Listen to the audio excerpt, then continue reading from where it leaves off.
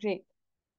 We can start. We're going to, we're calling this after the show because the last time we talked a little bit about what should happen before a program starts. Um, Today, we're going to focus mostly on what should happen during and after. And instead of me walking us through what we should do during and after, we cannot claim expertise in that area at all. I think as Colab, we're still learning how to do good practice before, during, and after. We're going to have us all read like one paper together to figure out how to navigate that. Hi, Meetri. Do the work. Hi. Basic. Hi. I'm going to put you on mute, Maitri. Are you saying something? Hmm. Okay, no.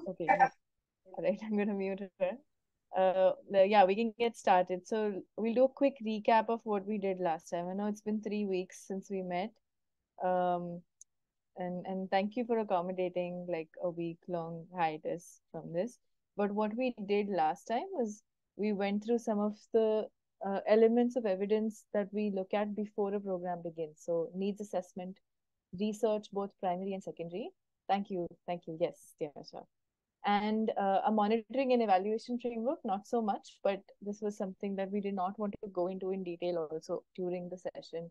Those are just resources that we will be sharing with you separately if you don't already do that in your programs. But we covered a lot of what we should do before the program. We did a congruence scan. Does anyone remember what the congruence scan was, what it entailed?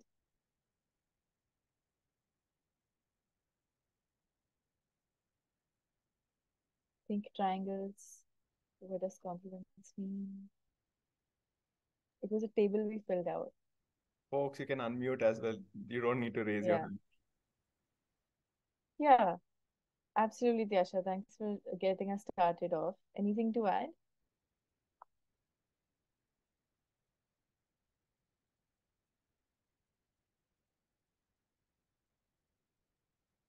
Okay.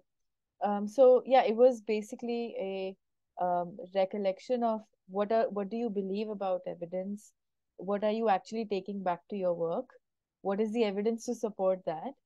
And what do you want to do additionally to bring your uh, current reality closer to what you believe in?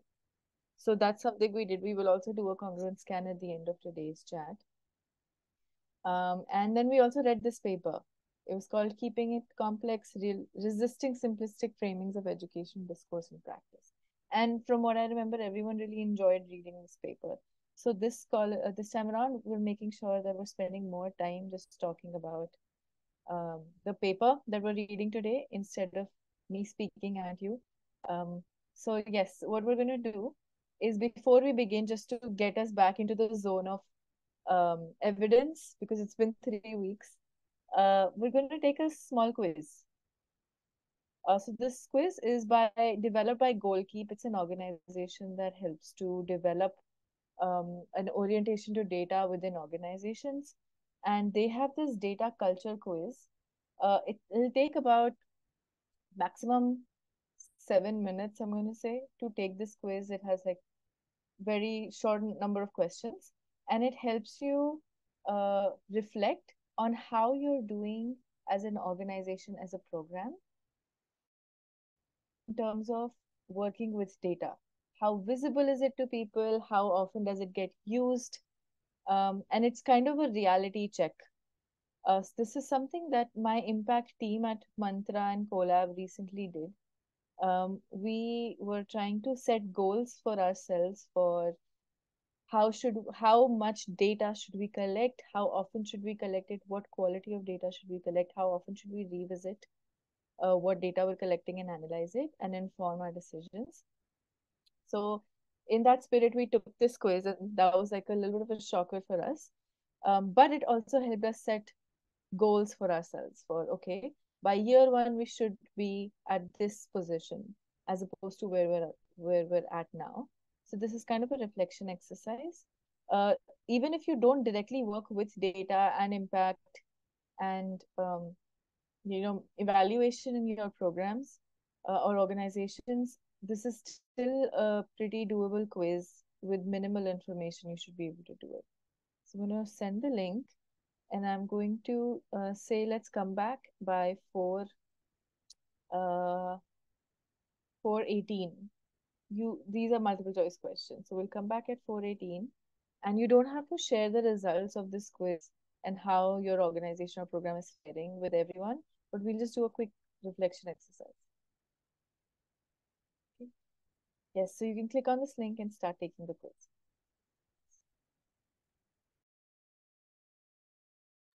Okay, let's come back. I'd really like it if Tanushri started us off with her reflections from taking the quiz, because it's been a while since you've taken it. So do you want to start us off? Yeah, why not? We came across Goalkeep through someone, like when we were having discussion around like how to strengthen our data and how to strengthen our process around decision making through data more practically.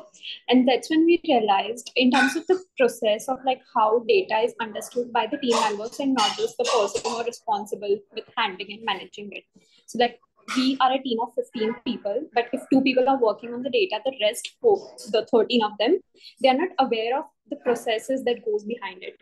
So more establishing that data culture within the organization is something that we took back from the quiz, and like certain concrete steps also what we can do to incorporate, like each and every team member is aware of the processes of like how assessments are conducted or what is our evaluation processes, the ideology behind it, and how decisions can be made using those data rather than it being very ad hoc.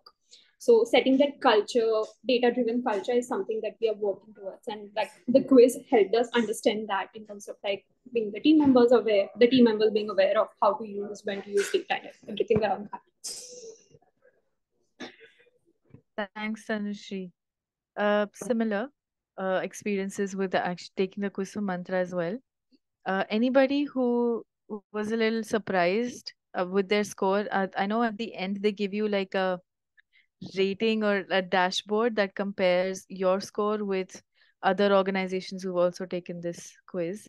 Anyone who felt like, oh, I did not know we were so behind, or people who felt really good about how they're doing with data?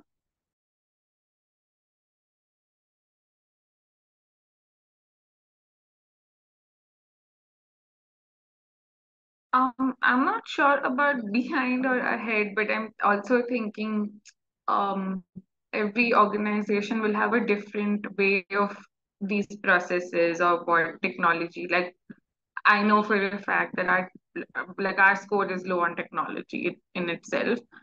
Um, but building the culture in the sense that it's not only that we understand it as a team, but what about the stakeholders that we are working with? Because ultimately they have to use it and make decisions. And this is their data. It's not something I'm owning or anything like that. So I think if I were to get a government official take this same quiz on their own data, how different or similar might this be is something I'm thinking about. Um, and they are dealing with a lot of information day in and day out, and just the magnitude is much, much bigger. So yeah, I think that's just the first thing that kept popping in my head. I mean, I think that's a great direction to think about.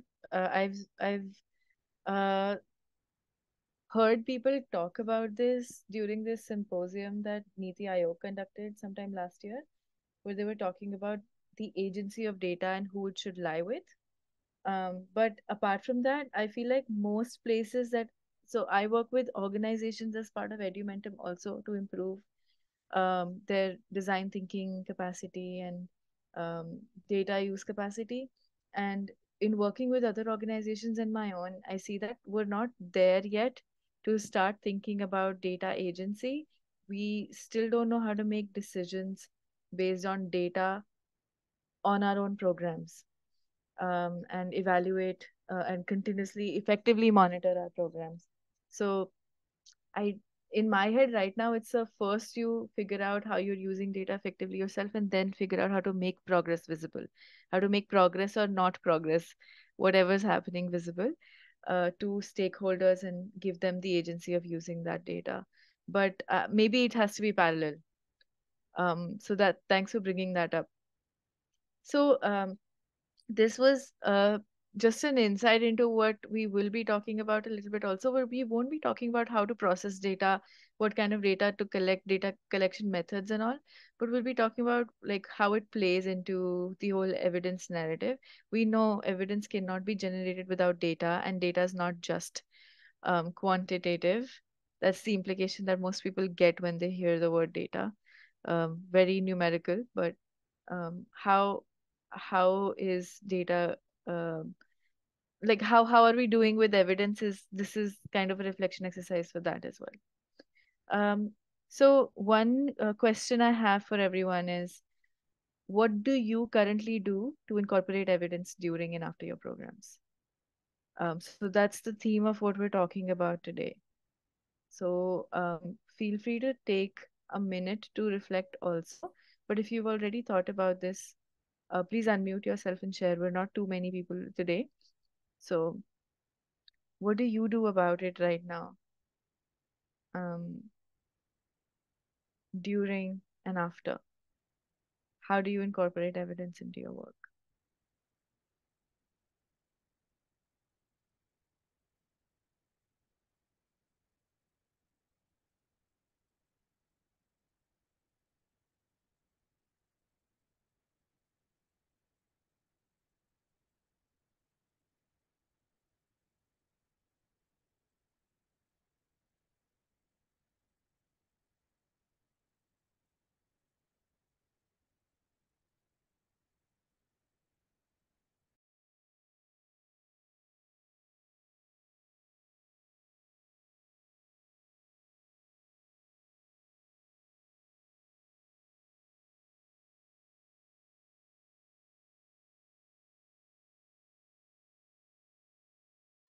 Okay, let me break this question down a little bit. So when your program is happening, what do you do to make sure you know if it's happening as you intended it?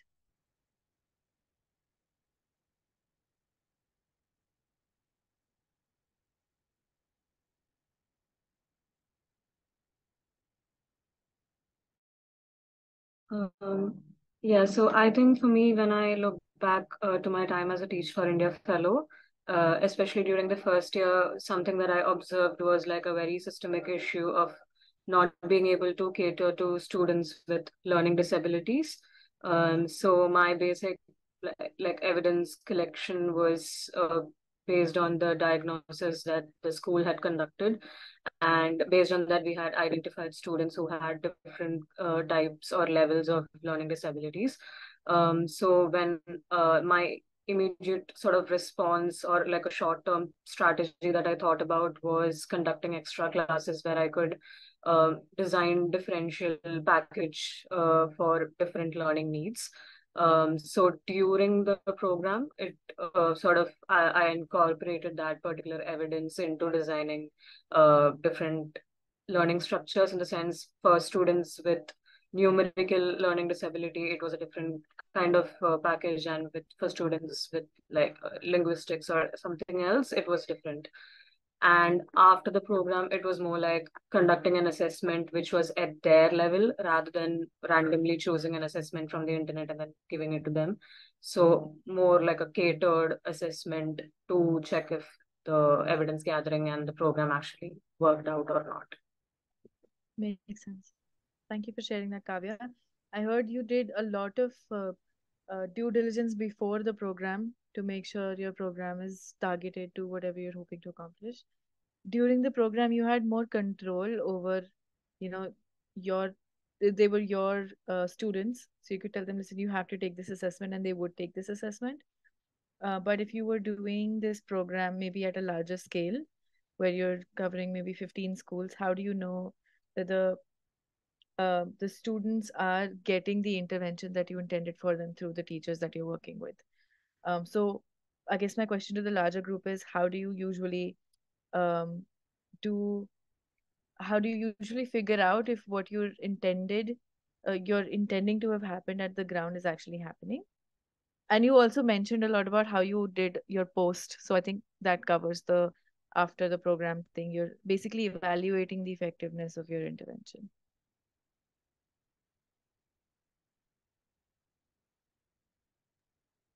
I Anyone think else? there's also, like, as we put collecting evidence, it's towards just like a certain set of indicators, right? And that is something that we are deciding in the before the program piece as well. That what is that larger goal that I want to achieve? What are my outcomes, outputs? What's my activity? What's my input, right? So the whole LFA piece of it. So I think, like, for us, a lot of the things that we're doing is ensuring that when the baseline in itself or that indicator in itself is clear, strong enough to be able to help us answer that question throughout the program duration. And we typically do a 3-time uh, evidence collection on that basis, right? So there's a baseline, midline, endline with different stakeholders. So since we're working with, if we're working with school improvement, we're talking to different like students, teachers, school leaders, any government officials involved. So one that is getting triangulated as well, so that we know we're moving towards the correct answer in the first place. And then, like, that larger collection of answers to see that, okay, is this even matching to what we are expecting it to be? And if not, then does what course correction needs to be made at different layers as well. And after is, I think, again, a similar exercise, but at a more decisive sense to say, okay, now 1 year is over, for instance, and then what's my next step? What do I see as an important part? And how am I making this visible? How am I ensuring that it's not just us making decisions, but also other people involved? And ensuring that we're all collectively able to monitor. And like our team is very lean. We need to train other people to monitor this program. So then what does that process look like if we see that maybe the collection in itself is not happening the way we would want it to be? So yeah, I think these are some aspects of it. Makes sense. Thank you, Tyasha, for sharing.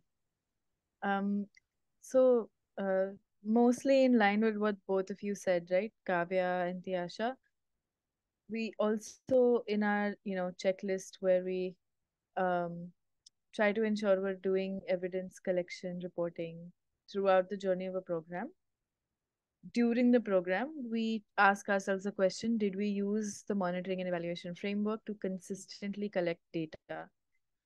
We make the LFA and everything before the program starts based on what we're intending to do. But did we actually consistently collect data according to it? If we said something needed to be collected weekly, monthly, quarterly, are we actually getting that data? What is the viability of that data? Is that correct information? Do we have multiple sources of data to triangulate information? For example, if we're doing project-based learning in like 20,000 schools in a state, uh, did and teachers are supposed to fill a form after they finish a project-based learning module. They can fill a form with evidence and photos, etc. But is it actually happening as it's intended to happen?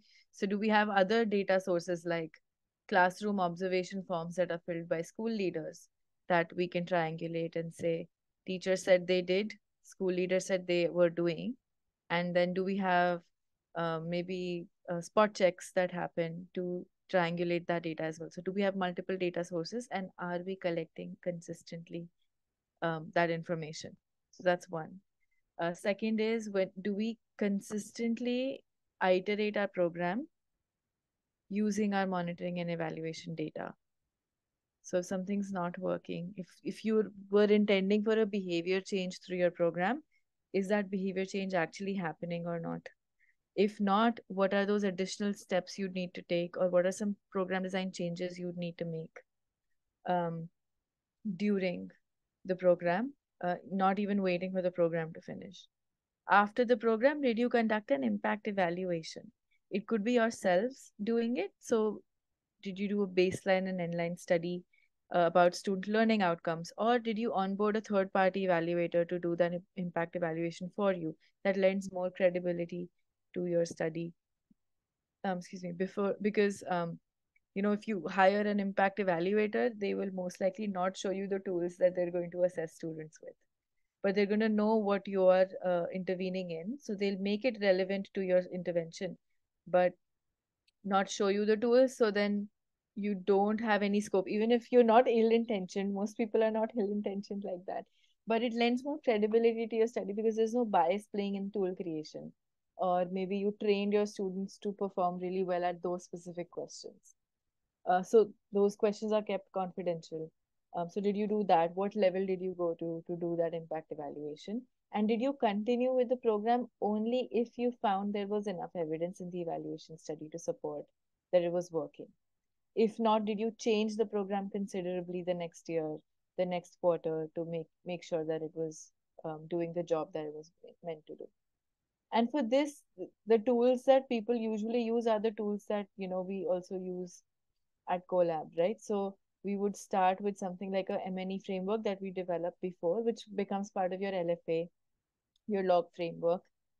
There, the key is consistent data collection and making sure we have someone in the team who makes sure that data is consistently being collected and being analyzed to have your ongoing iteration happen.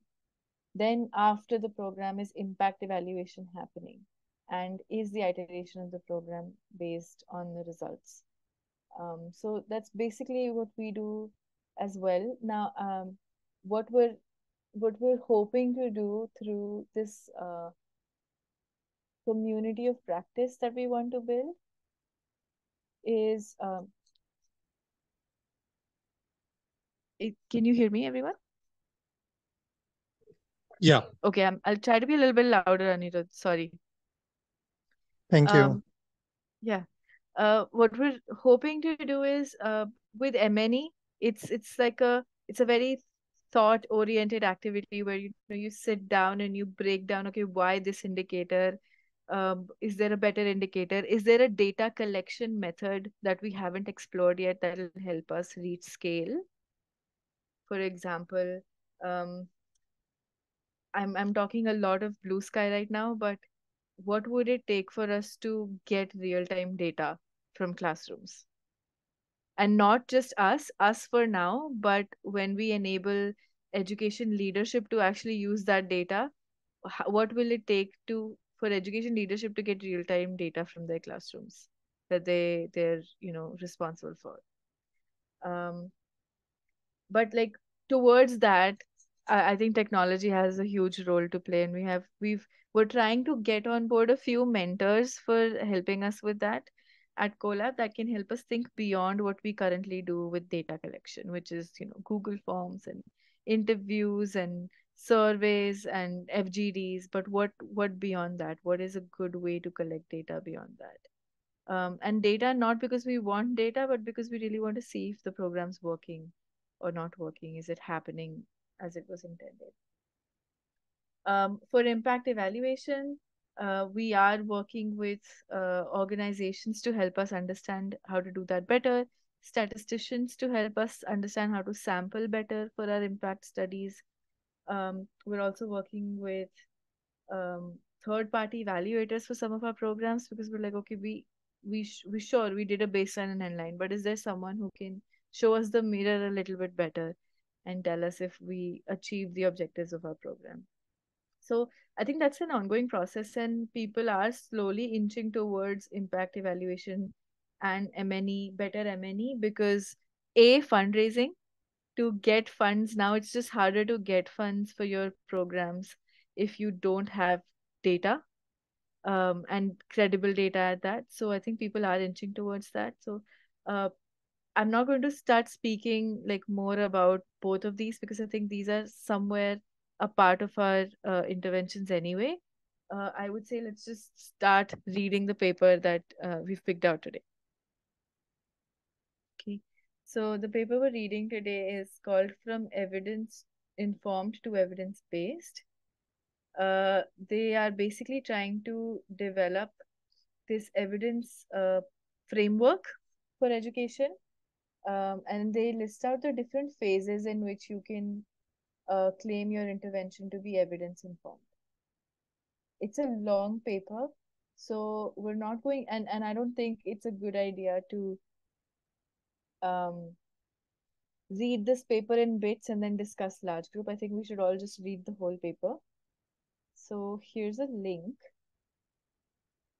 What we're going to do is read chunks of the paper in our small groups. I don't know what the groups will look like because we're a small group today, but we read it maybe in pairs and then come back large group, quickly debrief, and then go back and read the next section. Okay. So this is the paper. Please open it and see if you can access it.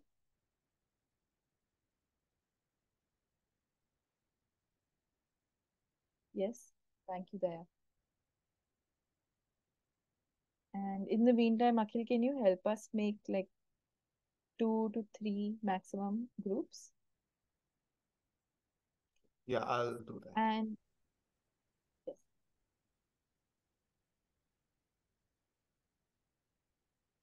And as always, we're going to be jotting down our thoughts from the paper here.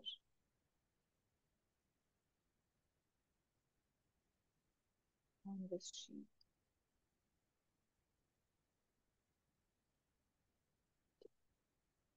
And jot down thoughts.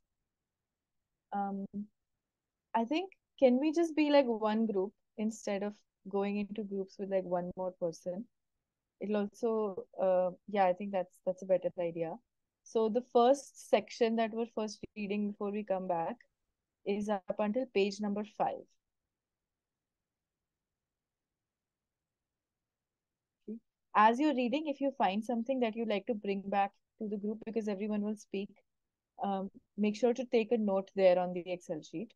And instead of group 1, group 2, you can just name yourself there. Like group 1 could be Kavya, group 2 could be Daya, your own groups. Yeah, we're going to read until page 5, which is basically setting the context of this paper, right? This is...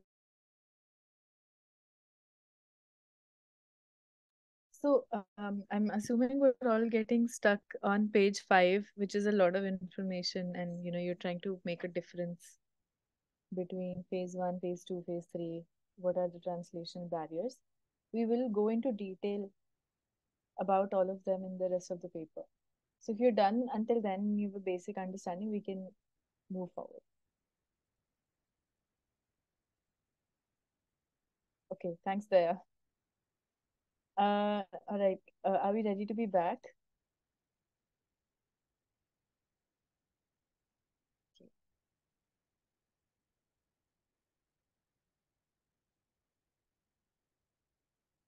All right, hi, Kavya.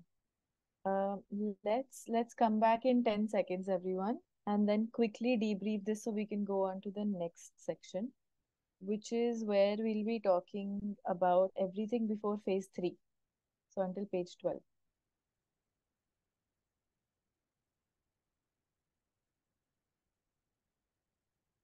Okay, would someone like to quickly summarize in like one sentence or two what was this first 5-page section about?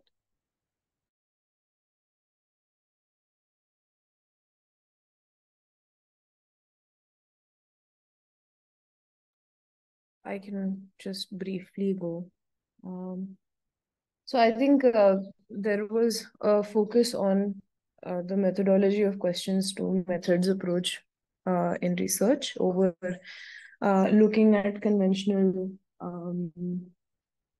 basically the randomized trials as well as the meta-analysis part of it, like just and also exploring a wide variety of methods to conduct research, as even though like hard numbers is something that can be obtained through a lot of these sort of research methods, a lot about experiences, needs, wishes, and the social context is something that gets missed, which is what the questions to methods approach caters to. Thanks, Shivani. Anyone else want to talk about the rest of the 5 pages, like towards the end when they introduce this framework by Thorncroft?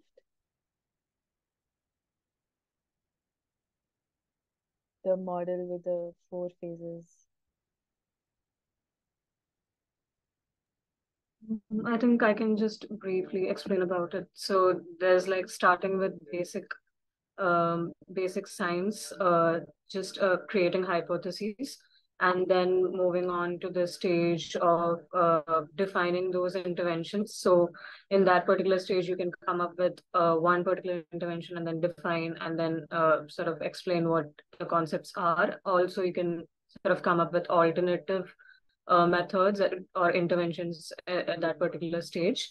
And then moving on to efficacy studies. So here basically you can do like larger scale exploratory studies and evaluate the outcomes.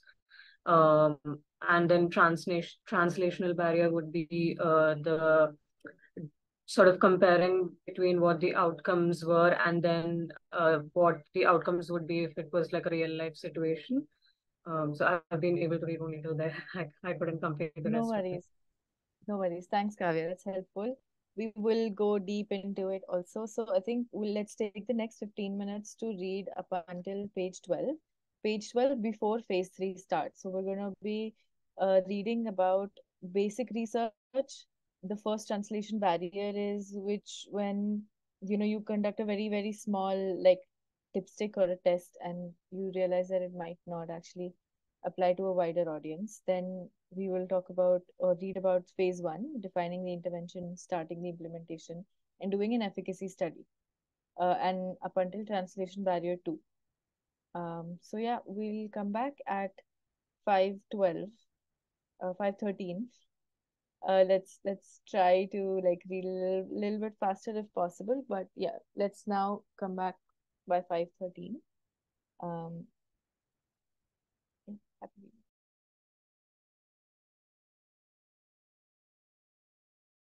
Okay. Hi, Kavya. Was this enough time? Oh yeah, I think it was enough to just skim through the article. Yeah. Okay. All right. Well, I think let's start discussing. So this section mostly talked about 3 phases, 0, 1, and 2, and it talked about like a progression. Can someone volunteer to quickly walk us through the 3 phases and what that entails?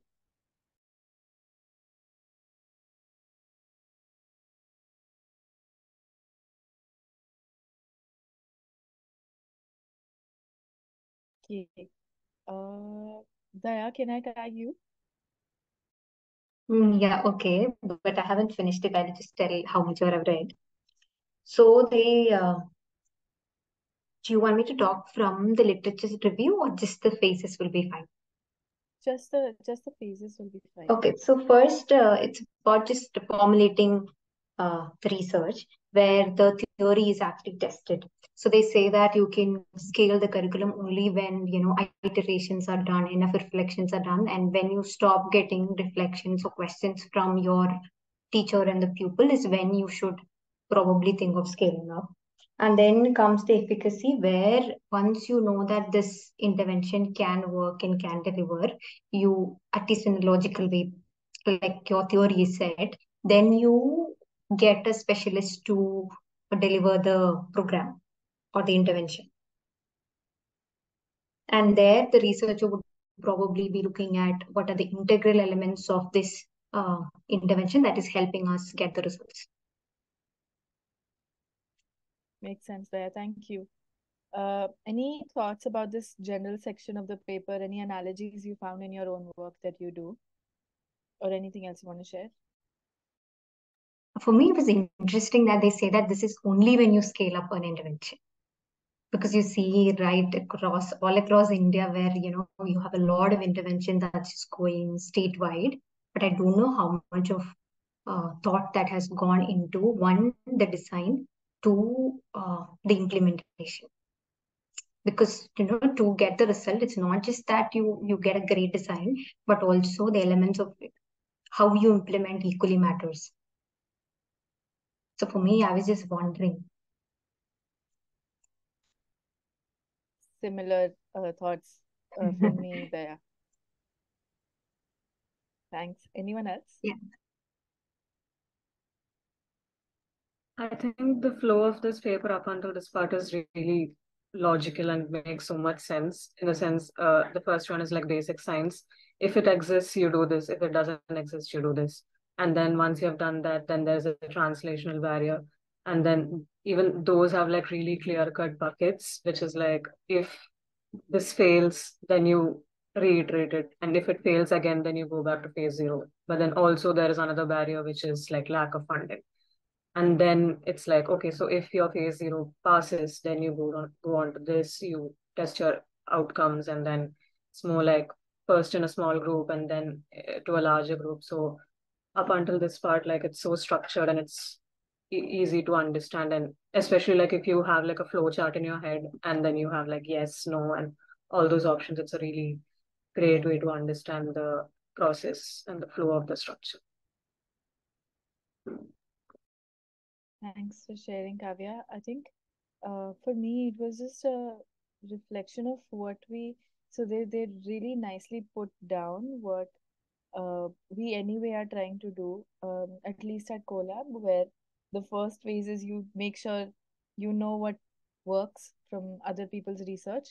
You do some small piloting, then you put down your entire LFA, you do the intervention, get a partner on board who are great at implementation, get the intervention going, and then the second phase is just basically getting it evaluated. Is it working? For efficacy, not effectiveness. So I'm really curious. Even though I've read the paper, I want to hear all of your thoughts on the phases 3 and 4, which go beyond just doing a simple impact evaluation, like a pre and post of your program. So let's spend some time reading up until page 16. Page 16, before you hit discussion. So that's like 4 pages. So let's come back by 5:25 after having read about phases 3 and 4 and the translation barriers.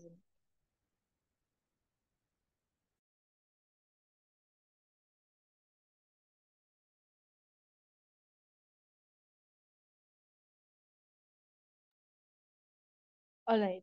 I won't ask any leading questions, but any thoughts about what you've just read? One thing that came to mind is, does this have to be the flow? Because I'm also thinking, especially like 3 and 4, when a project is already at scale, like the starting point is scale, then I think elements of 3 and 4 need to happen together. I don't know if it can wait for it to happen one at a time, given there's a lot of context. Needs could be different. So I think, yeah, that's one thought that I had, and which is why what Daya is asking makes sense, that what are some examples of people using this? Because then uh, what method do you choose to sort of navigate between this? So yeah, that's one thing.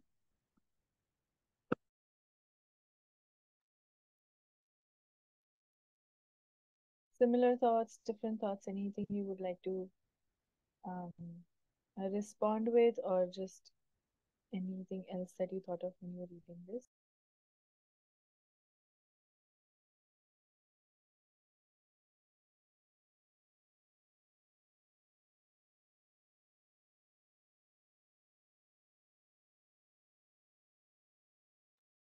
Something interesting that stuck was when we go to schools, we often administer these surveys or questionnaires and ask students to fill it, right?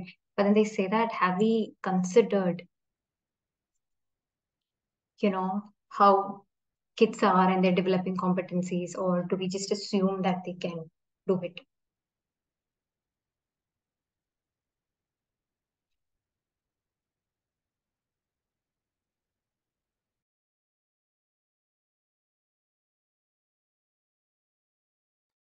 time as a factor in terms of how much time it takes to do all of this? Time to be, I mean, in the sense, like, how would you know? Because if a lot of the work is has to do not only with like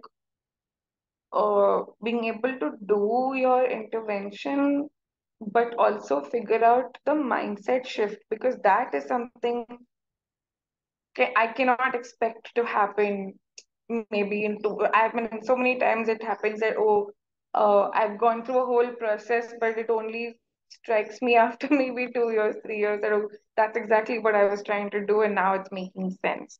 I'm just trying to think of the longevity of a process like this for us to then understand, do I even know this intervention works at all? Mental models then become quite a big aspect to consider, maybe as one of your the barriers. So yeah, if that is. That's interesting, Yasha. So, anyone else with any other thoughts about this paper and what you read before we wrap this up? Something that's coming to my mind is so there are different methods that I'm seeing that there's a lot of research backed up in how much you need to plan towards what you're doing, especially when it comes to your students. How much research are you actually bringing in, and how much research are you testing out before you actually implement it for the students? So even if it is taking an examination, or if you want the staff to train towards a certain space, but then just adding on to Taisha, what she was saying, that how much time does the person who is going to implement this, do they have that time and bandwidth to do all of these research, implement, test it out? That is one. And second thing is, how much of support are you actually getting from the ground to support you in all of these evidence-based researches? Because you are also testing out a lot of things. So it's just something that's in my mind. How much support are you actually getting from the ground space also to help you in all of these research spaces?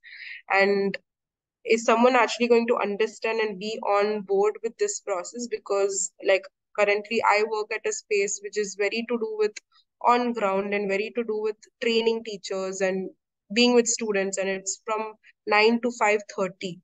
So it's, I'm still thinking about like who's going to give you that time and space to, like, can you take some time out to do all of these research before you come back and actually test these things out? And it's still a trial and error. You are not sure of what the result is going to be. So who's actually going to support you in all of this process? Yeah, it's just something that I'm thinking. Thanks, Maitri. I think so. These challenges that you're all bringing up about how feasible is this? Uh, does the order make sense, or do some phases sort of overlap with each other? Um, and again, like feasibility, how much support are you getting from different areas to do this? I don't think by any means all of this is easy to do. And at the end of the day, my question is, uh, what is that right balance between trying to bring to the students evidence-informed practices so they reduce negative consequences versus, um, feasibility? What's possible right now? Do you have the bandwidth? Do you have enough of a team to actually do some of this? Do you have funds to get a person to just monitor and evaluate, um, to collect the right data?